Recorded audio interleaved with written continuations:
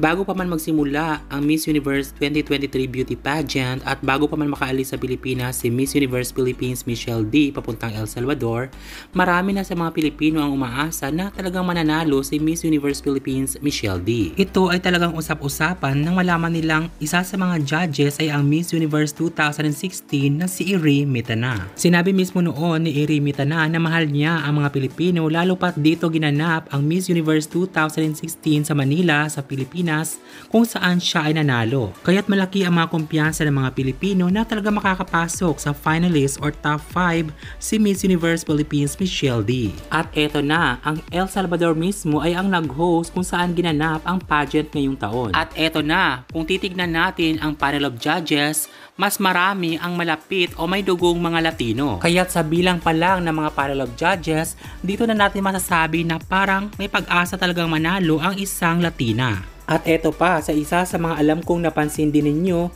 na ang top 20 finalists. Sa top 20, halos mga Latina lahat ang nakapasok, kabilang na dito ang Nicaragua, Puerto Rico, Venezuela, Chile, Jamaica, Peru, Colombia, at syempre hindi maiiwan ang host country na El Salvador. Sa dami ba naman ng mga Latina pinasok sa top 20 finalists ay siguradong malaki ang chance ang makapasok ang kanilang Latinang pambato. Well, hindi din naman natin kine-question at tinatanong kung bakit si Nicaragua ang nanalo dahil deserve naman niya talaga dahil napakaganda niya, sexy at matalino at ang lakas ng kanyang advokasya. At first time in history pa ng Nicaragua na manalo sa Miss Universe pageant.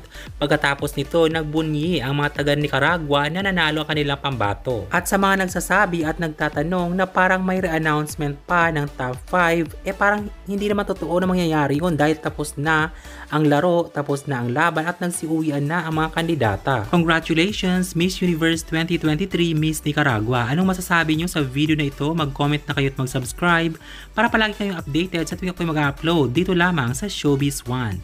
Thank you so much for watching!